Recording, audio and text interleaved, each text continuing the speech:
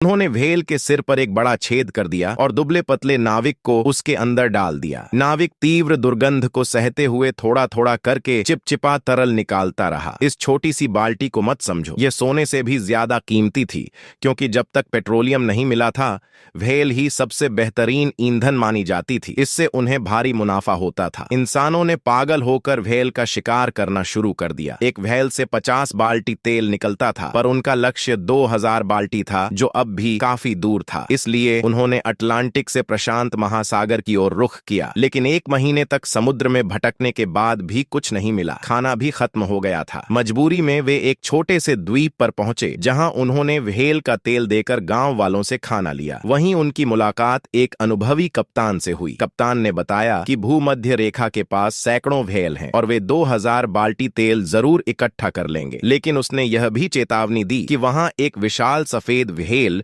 अपने साथियों की रक्षा करती है, क्योंकि इंसानों की क्रूरता से वह बदला लेने लगी है। पर लालची कप्तान और थॉर को कोई फर्क नहीं पड़ा। उन्होंने फिर से सामान लिया और आगे बढ़े। जल्द ही वे भूमध्य रेखा के पास पहुंचे। वहां वाकई सैकड़ों व्हेल थीं। नाविक 3 दिशाओं में बांटकर उनका शिकार करने लगे। वे लगातार भाले फेंक कर व्हेल मार रहे थे। थॉर जैसे ही हमला करने वाला था, एक विशाल व्हेल ने उनकी नाव पलट दी। वह वही सफेद व्हेल थी जिसका कप्तान ने जिक्र किया था। सभी डर के मारे सन्न रह गए। इतने विशाल जीव को देखकर भी थॉर भागने की बजाय उसे मारना चाहता था, और व्हेल ने भी कोई रहम नहीं दिखाया। सीधा उनकी बची खुची बड़ी नाव पर हमला किया। जहाज टूटने लगा और उसमें पानी भर गया। गुस्से में थॉर ने 2 हारपून जोड़कर सफेद व्हेल पर जोर से वार किया। हालांकि